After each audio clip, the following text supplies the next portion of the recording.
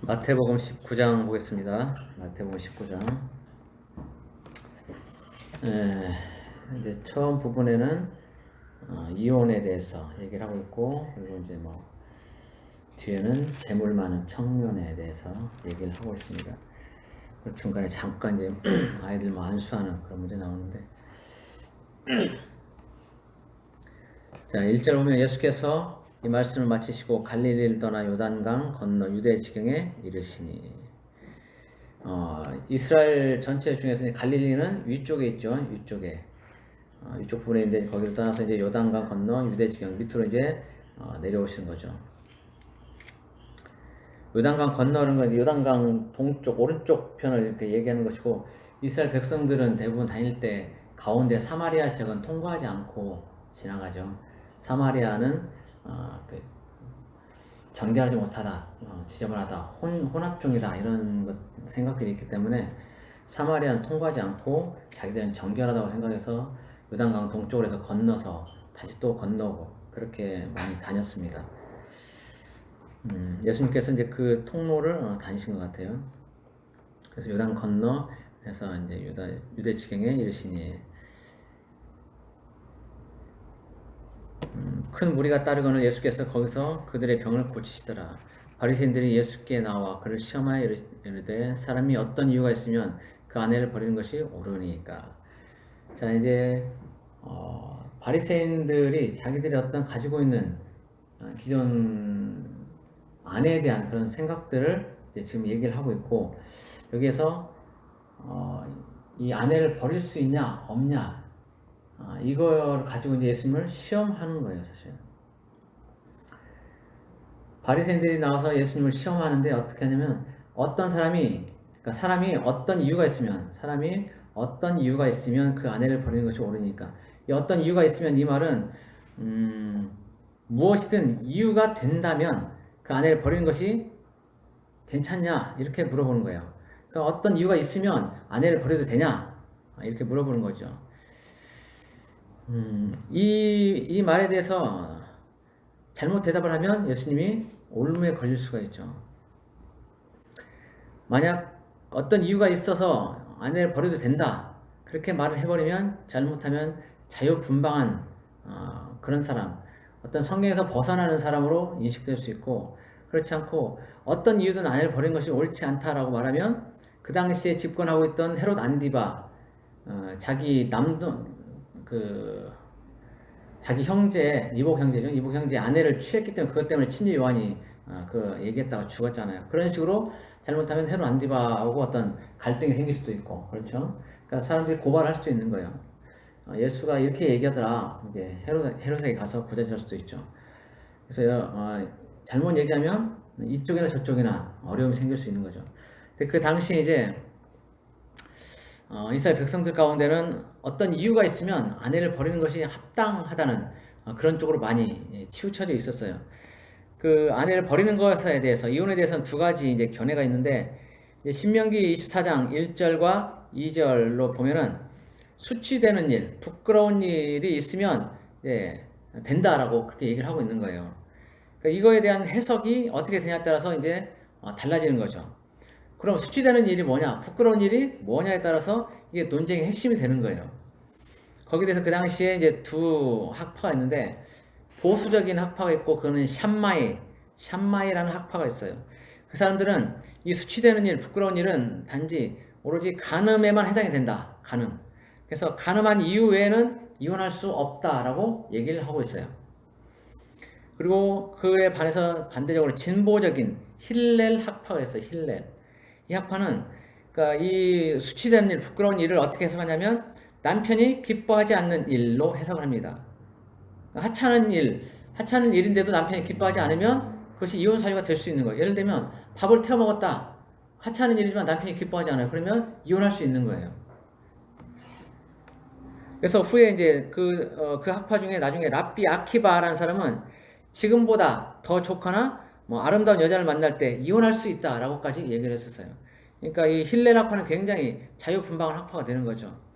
남자 편에 들어서 언제든 네가 원하면 이혼할 수 있어 라고 말을 해주는 겁니다. 그러나 반대로 샴마야파는 간음 외에는 이혼해서는 안 된다라고 말하고 있는 거죠. 그래서 예수님에게 질문한 이제 이 바리새인들은 실제적으로 이제 힐레학파 쪽에 가깝죠. 자유분방한. 그래서 원하면 아내를 언제든지 버리고 갈아치울 수 있는 그런 쪽으로 있는데 그걸 가지고 이제 예수님께 시험을 하는 겁니다. 예수님이 이제 대답을 해주시는데 지혜롭게 또 대답을 하시죠. 지혜롭게.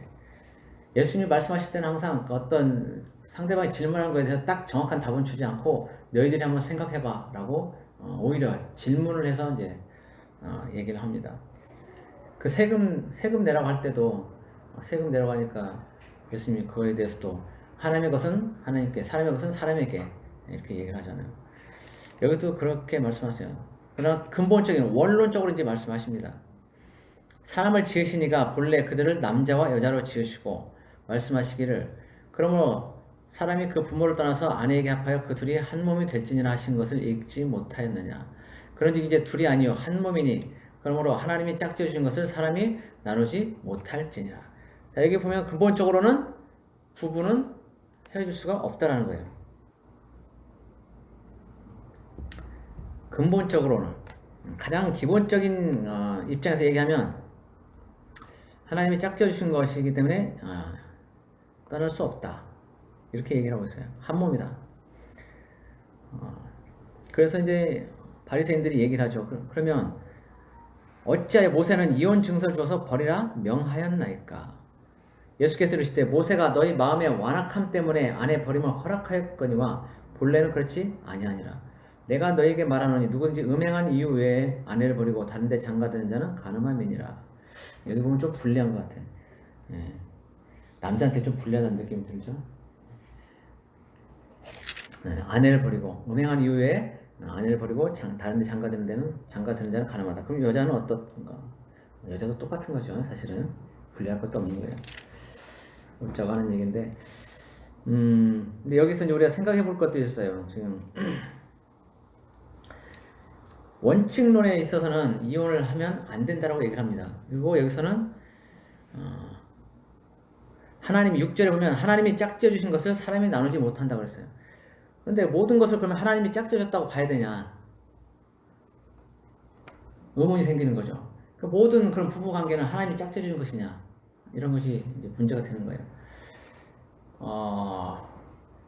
납치를 당해서 어쩔 수 없이 아내로 사는 사람들이 있어요. 우리나라는 뭐 그런 일 거의 없지만 외국에는 그런 일들이 종종 있죠. 특히 아랍권에서 많이 있고. 그러면 그런 사람들은 아내로 납치생에 사는데 그게 하나님이 짝지어 주신 것이냐? 이 생각을 해봐야 되죠. 그래서 하나님이 짝지어 주신 것이 있고 그렇지 않은 것, 사람의 마음으로, 사람의 욕심으로 그렇게 된 것도 있다라는 거죠. 그래서 이 결혼에 대해서는 결혼하고 그것이 반드시 이혼으로 가야 되냐 안 가야 되냐 이런 문제는 그 당시 상황, 사람들이 처해진 그 상황에 따라서 조금씩은 달라질 수 있다라고 봅니다. 여기서 한 몸이라고 말하는 것은 어떤 화학적인 그런 결합이 아니라 물리적인 결합이라고 봐요. 막대기가 두 개가 묶여져 있으면 하나가 되지만 또 분리될 수도 있다는 거죠. 그리고 실제 그것이 이제 5세 때는 이혼 증서를 줘서 가능하게끔, 이혼도 가능하게끔 그렇게 얘기를 하고 있어요. 근데 여기서 이제 이혼 증서를 줘서 아내를 버릴 수 있도록 한 것은 이제 해석을 어떻게 하고 있냐면 보통 학자들은 이것이 이혼을 장려하는 것이 아니라 이혼을 하지 못하게 막는 이혼 방지, 억제의 역할을 하고 있다라는 그런 해석을 하고 있어요. 왜냐하면 이 이혼 증서를 쓰려면 서류를 작성해야 되거든요. 그럼 귀찮아요, 사실. 그러니까 이거에 대해서 증서를 작성할 때 한 번 더 심사숙고할 기회를 가지라는 거죠. 그렇게 해서 이혼에 대해서 다시 재고해보고 기왕이면 이혼을 하지 말라라는 쪽으로 얘기를 한다는 거죠. 그리고 그 당시에는 이혼을 하게 되면 여자들은 먹고 살 길이 없어요. 다시 재혼할 수도 없어요. 그래서 거기에 대해서 여자들이 먹고 살 수 있는 그런 방편을 마련해 주기 위해서 이혼 증서를 줘서 이혼할 수 있도록 했다는 거죠. 이혼 증서가 있으면 그 사람은 완벽하게 이제 혼자가 되는 거기 때문에 다시 재혼할 수 있게 되는 거죠. 그래서 그런 저런 이유로 해서 이혼 증서를 줘서 이혼할 수 있게끔 하지만 그러나 실제로는 하나님이 원하시는 것은 또 학자들이 얘기하는 것은 이혼에 대해서는 그렇게 이혼 증서가 장려하는 그런 것은 아니었다. 그런 거죠. 여기서 또 8절에 보면 단지 허락이라고 나와 있어요. 허락하였거니와. 그러니까 사람들의 마음이 완악하니까 그것 때문에 그냥 아내의 버림을 허락했지만 그 당시 남자들은 그냥 여자 아내를 재산의 일부로밖에 생각 안 했기 때문에 그냥 내가 뭐 재산 조금 포기하면 되지 이런 개념이었어요. 그러니까 그냥 버리는 거예요. 재산처럼. 그리고 또 바꾸고 새로 사고 이런 개념입니다. 그러니까 그것을 허락한 거예요. 그래서 그 당시 사람들의 마음이 그렇게 완악하기 때문에 그걸 그냥 허락할 수밖에 없었다라는 거죠. 그러나 본래는 그렇지 않다. 그러니까 이걸 보면 반드시 뭐 이혼을 하지 말아야 된다 또는 해야 된다 이런 개념이 아니라 그 당시 상황에 맞게 이혼을 하지 않는 것이 좋으나 어쩔 수 없는 상황에서는 불가능한 것은 아니다라는 거죠. 왜냐하면 이 모세 때도 했거든. 모세 때도 이혼이 있었기 때문에 가능하다는 거예요. 그러나 근본적으로는 기본적으로는 이혼하지 않고 사는 것이 가장 좋다. 그러나 그 당시 상황에 맞춰서 그것을 이제 봐야 된다는 거죠. 그래서 여기서는 주님 말씀하실 때 음행한 이유 외에 아내를 버리는 것은 옳지 않다라는 겁니다. 자, 그리고 10절. 그러니까 여기서는 근데 9절에 대한 해석은 뭐냐면 음행을 했다고 해서 반드시 또 이혼해야 되냐 그런 건 아니라는 거예요. 오해할 수도 있는데 그거 잘 해석을 해야 됩니다. 음행한 이후에는 아내를 버리는 것이 옳지 않다라고 말씀하신 것은 음행했다고 반드시 이혼을 해야 된다라는 말이 아니라 그런 이유가 있으면 어쩔 수 없이 가능하지만 그러나 이혼하지 않는 것이 좋고 그러나 음행했다고 하더라도 반드시 이혼을 해야 되는 것은 아니다라는 그런 얘기입니다. 10절 제자들이 이르되 만일 사람이 아내에게 이같이 할진대 장가들지 않는 것이 좋겠나이다. 이게 자기들 바리새인들의 속셈이 이제 드러나는 거죠. 제자들이라고 말하고 있지만 이 당시에 대부분의 남자들의 어떤 속성이었기 때문에 그것을 여실히 드러내 보여주는 그런 말인 거예요. 그러니까 한 아내에게 매여 사는 것이 이제 불만이라는 거죠. 아니 어떻게 그럼 한 아내에 매여 사냐? 내가 원하면 바꿀 수 있어야지. 옳지 않다. 장가 차라리 안 가는 게 좋겠네? 라고 얘기를 하는 겁니다. 자유분방하게 살고 싶다는 얘기죠. 그래서 예수님이 거기에 대해서 이제 답변하십니다. 사람마다 이 말을 받지 못하고 오직 타고난 자라야 할지니라. 어머니의 태로부터 된 고자도 있고 사람이 만든 고자도 있고 천국을 위하여 스스로 된 고자도 있도다. 이 말을 받을 만한 자는 받을지어다. 그러니까 장가 가든 안 가든 상관이 없다. 그러나 거기에 대해서 스스로 고찰을 해봐라. 하나님이 원래부터 그 사람을 혼자 되게 만든 사람도 있고 또 이 땅에 살면서 된 사람도 있다. 그리고 스스로 절제하며 혼자 사는 사람도 있다. 생물학적으로도 그렇게 된 사람도 있고 그렇기 때문에 그것은 당시 상황에 그때 하나님이 주시는 또는 주변 환경에 맞게 잘 해석을 해야 된다라는 거죠. 자, 그리고 13절부터 15절 잠시 이제 또 아이들에게 안수하신 장면이 나옵니다.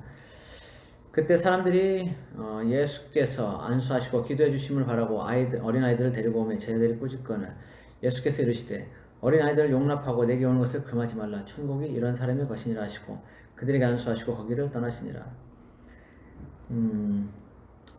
아이들, 그러니까 이 당시에 여자와 어린아이들은 사람의 숫자에도 들지 않았었죠. 그래서 어쩌면 천대받는 천덕꾸러기 같은 그런 존재들이었습니다. 근데 거기에 이제 제자들이 막 교육받고 있고 예수님 말씀하시고 듣고 있고 그런데 어린아이들이 와가지고 그렇게 있으면 어떤 자기들만의 어떤 성인 남자들만의 그런 모임에 끼어든다.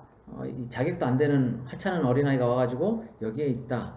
이렇게 해서 이제 그 아이들을 하찮게 여겨서 이제 꾸짖는 거죠. 그러나 주님은 그 어린아이들을 용납하고 금하지 말라고 그러죠. 천국이 그런 어린아이 것이다. 이런 사람들의 것이다. 라고. 순수하고, 순종하고, 하나님 앞에 온전히 자기를 맡기는 그런 사람들. 그런 사람들의 어떤 표본으로 어린아이들을 얘기를 하고 있죠. 천국이 그런 사람들의 것이라고. 자, 그리고 16절부터 이제 재물이 많은 청년에 대한 얘기가 나옵니다. 이 이야기는 마가복음 10장에도 나오고 누가복음 18장에도 나옵니다. 거기 여기서는 지금 어떤 사람이라고 16절에 보면 어떤 사람이라고 나오지만 다른 복음서에는 청년으로 그렇게 되어 있습니다. 청년이라고 해서 뭐 20대라고 생각하지 말고 그 당시에 청년은 뭐 10대부터 해서 40대까지도 청년으로 취급이 되기도 했으니까 나이는 어느 정도인지는 알 수 없어요. 그러나 뭐 최소한 30대 이상은 되지 않을까 싶어요. 어떤 사람이 주께 와서 이르되 선생님이여 내가 무슨 선한 일을 하여야 영생을 얻으리이까? 어떻게 무슨 일을 해야 영생을 얻겠냐라고 물어봅니다.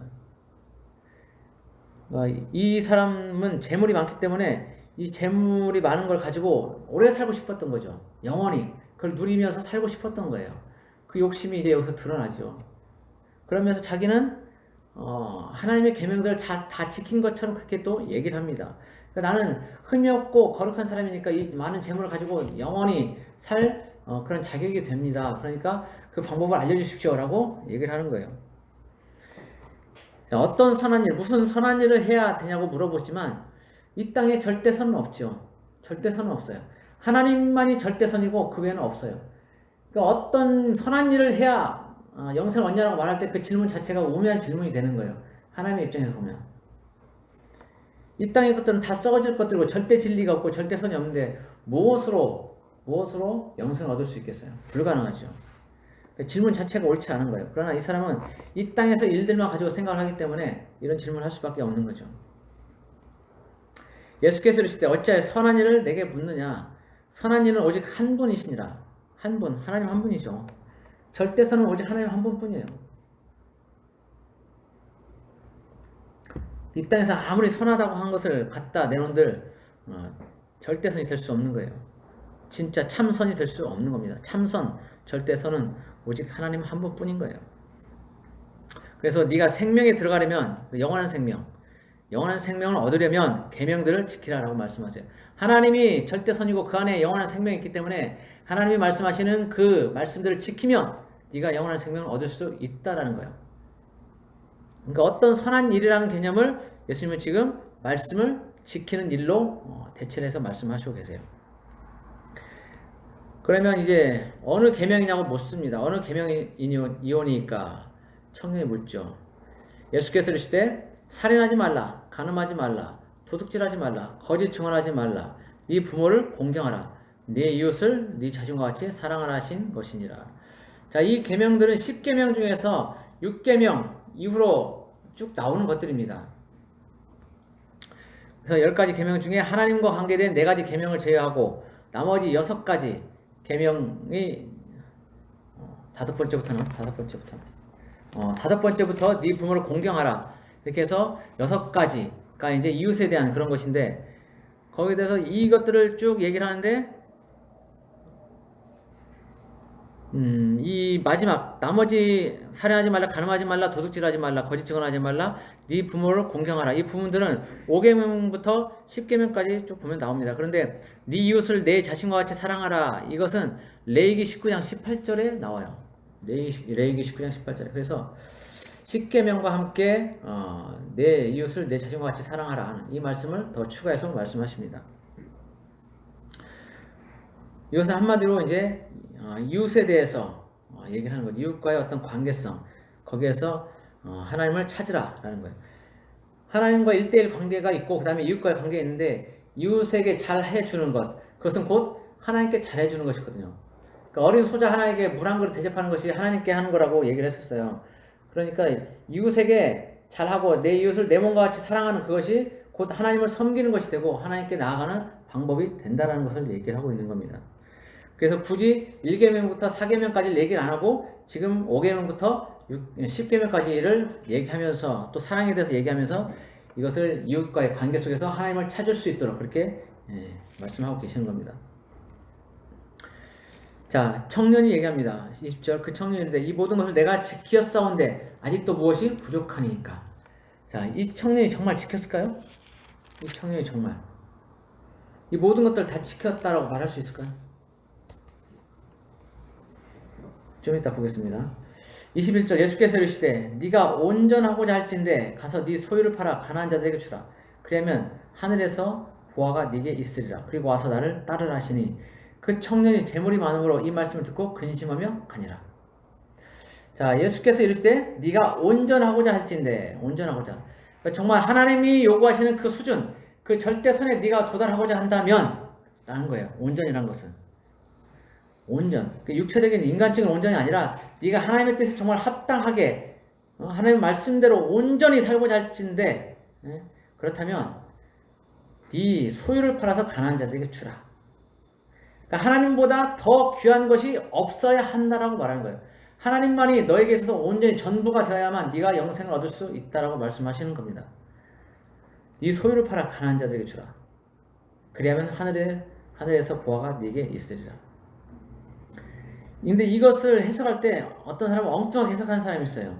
이거를 이 재물을 팔아서 다 가난한 사람에게 줘야 된다. 그래야만 영생을 얻을 수 있다라고 말하는 사람이 있어요.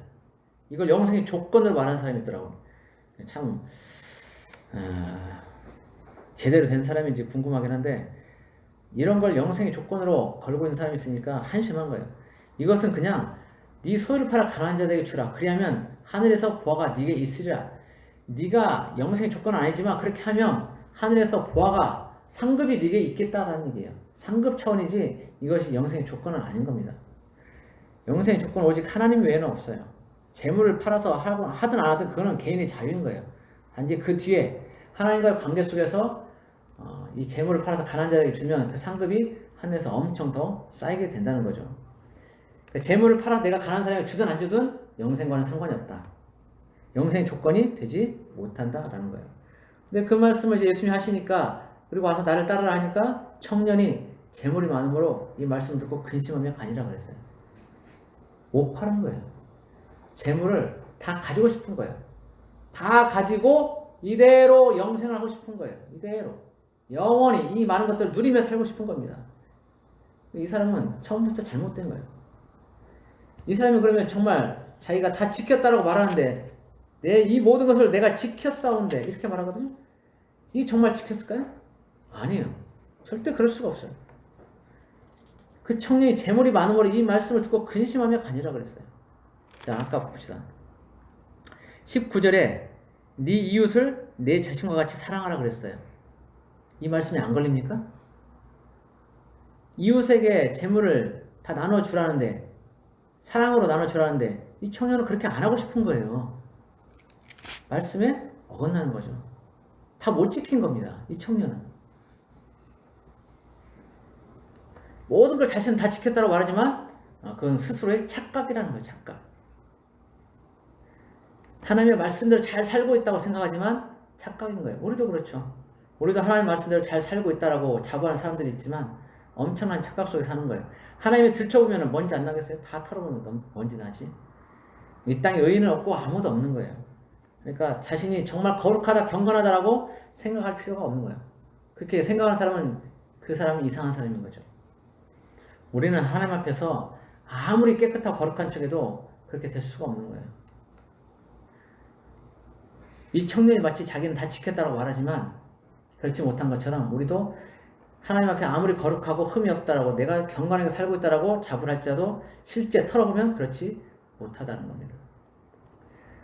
그래서 아무것도 자랑할 것도 없고 그냥 겸손 또 겸손이 우리가 가져야 될 본분이라는 겁니다.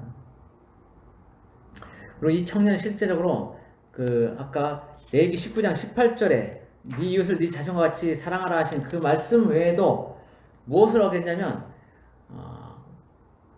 우상 숭배하지 말라는 그 말씀에 대해서 1계명, 2계명을 실제 범한 거예요.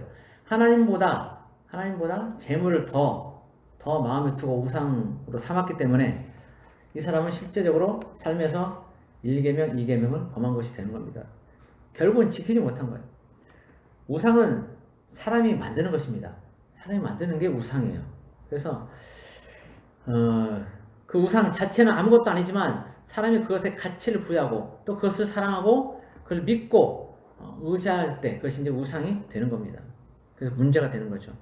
하나님보다 더 사랑하는 것이 되기 때문에 문제가 되는 거예요.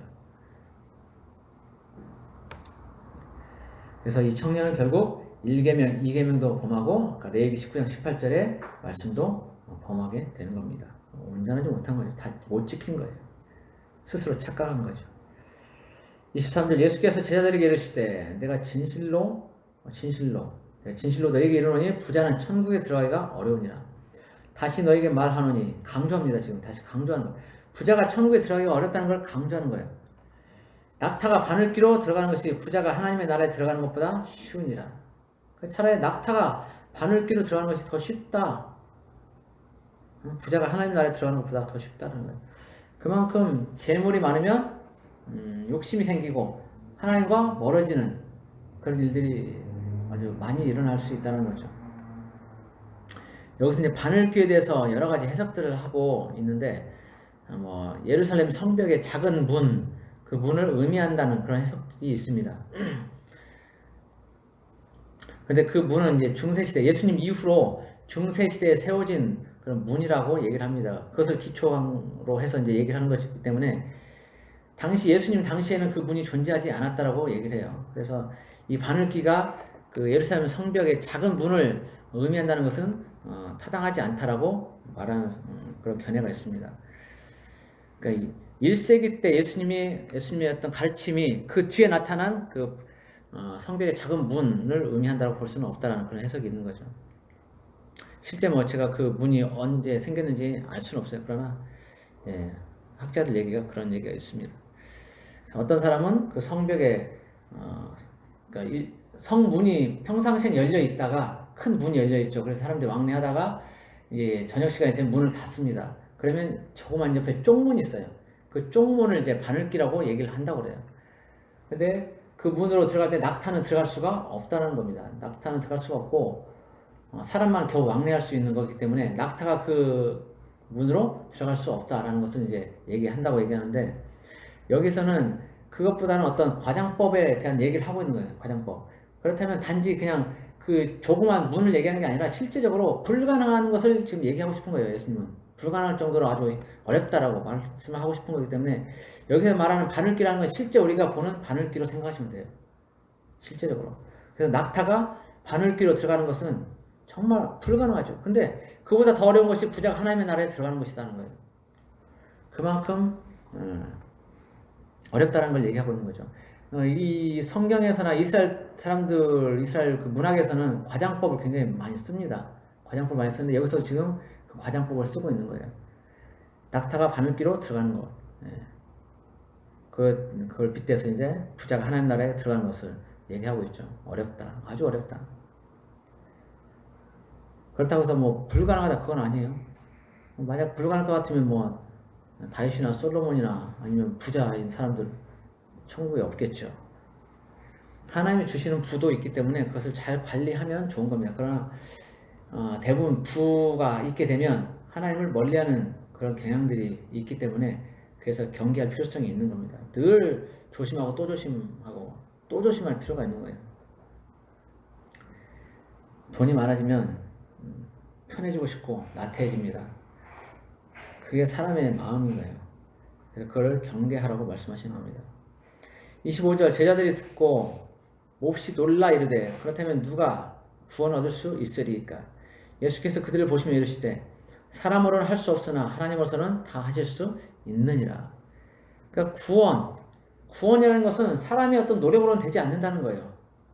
불가능한 것처럼 보이지만 하나님으로서는 가능하다. 곧 하나님의 은혜로만 구원이 이루어진다는 것을 얘기를 하고 있는 겁니다. 이에 베드로가 대답하여 이르되 보소서 우리가 모든 것을 버리고 주를 따라 싸운즉 그런즉 우리가 무엇을 얻으리이까? 제자들이 실제 모든 걸 다 버리고 예수님을 따랐죠. 그러니까 부도 다 버렸고 가진 것도 다 나눴고 그렇기 때문에 아무것도 가진 게 없는 겁니다. 오직 예수님만 바라보고 있는 거예요. 예수님이 그에 대한 상급을 말씀하시죠. 너희들이 어떻게 될 것인지 내가 알려주겠다. 예수께서 이르시되 내가 진실로 너에게 이르노니 세상이 새롭게 되어 인자가 자기 영광의 보좌에 앉을 때 나를 따른 너희도 12보좌에 앉아 이스라엘 12지파를 심판하리라. 예수님이 다시 오셔서 이 땅에 왕으로서 통치하실 때 재림 이후에 그걸 얘기하는 거죠. 영광의 보좌에 앉을 때 모든 것이 다 끝나고 이 땅에 하늘과 땅이 새로 재편이 되고 천국성 새 예루살렘 성이 이 땅에 내려오고 그래서 온전히 모든 심판이 다 끝났을 때 그때는 이제 이스라엘 12지파를 너희 나의 제자 12제자 너희들이 그들 심판하게 될 거다. 너희도 12보좌에 앉아있게 될 거다. 라고 말씀하고 계세요. 엄청난 영광이죠. 주님이 계시는데 그 주님 둘러서 24보좌가 있단 말이에요. 요한계시록 보면.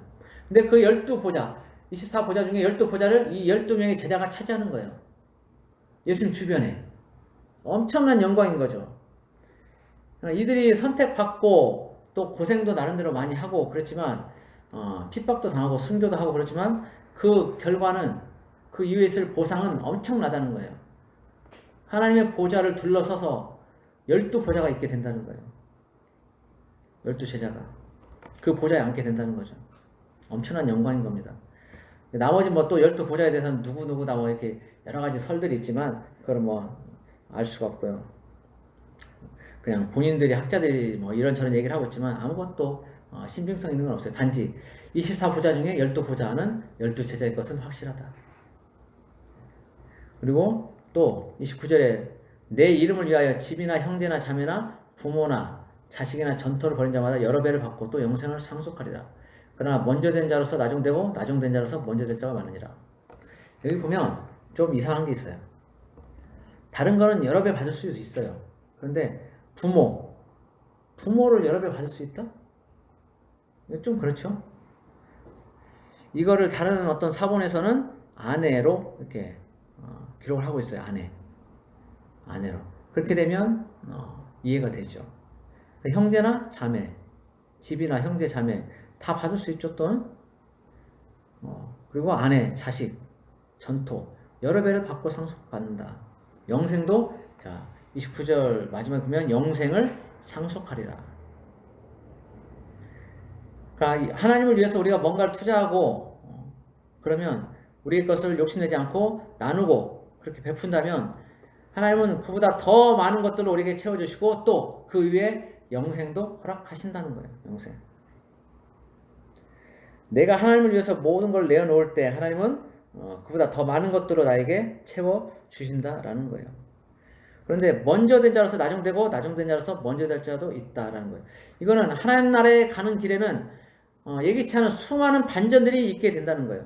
마치 할 수 있을 것 같은 자, 마치 천국에 당연히 들어갈 것 같은 자가 들어가지 못하는 사람도 있고 또 천국에 가면 엄청난 상급이 쌓였을 것 같은 그런 사람이 있는데 그런 사람이 오히려 아무것도 없는 빈털터리가 천국에서는 그냥 빈손 쥐고 있는 그런 사람이 될 수도 있다는 거예요. 그리고 이 땅에 볼 때는 아무것도 상급을 쌓는 것이 없는 것 같은 그런 하찮아 보이는 사람일지라도 천국에서는 엄청난 상을 쌓고 있는 그런 사람이 있다는 거죠. 그렇게 될 수 있다는 거예요. 그래서 먼저 된 자가 나중되고 나중된 자가 또 먼저 될 자도 있다는 거예요. 이 땅에서 살면서 하나님이 원하시는 것인지 무엇인지 그것이 무엇인지를 고민하며 사는 사람들에게는 그 사람이 비록 나중 됐을지라도 먼저 될 수 있다는 거예요. 예수 믿은 지 얼마 안 됐다 할지라도 그 마음이 하나님께로 온전히 향해 있고 하나님만을 위해서 산다면 하나님이 기뻐하시는 그런 일들로 행하면서 산다면 그 사람의 상급은 예수 믿은 지 얼마 안 된다 할지라도 예수 믿은 지 몇십 년 된 사람보다 오히려 더 많은 상을 쌓을 수도 있다는 겁니다. 그래서 먼저 된 자가 나중 되기도 하고 나중 된 자가 먼저 되기도 한다는 겁니다. 이 얘기는 이제 부자 청년에 관해서 계속적으로 하시는 말씀인 거죠. 그래서 어떤 재물에 대해서 욕심을 내지 말고 하나님이 정말 원하시는 것이 무엇인지를 잘 고민하면서 살아봐라. 그렇게 말씀하시는 거예요.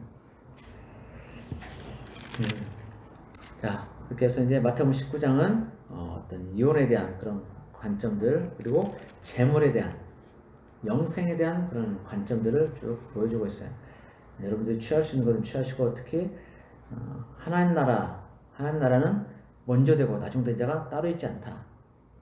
먼저 됐지만 나중 될 수도 있고 나중 됐지만 먼저 될 수도 있다. 그러니까 현실에 충실하면서 하나님을 온전히 사랑하고 사랑하는 것이 좋다라는 겁니다.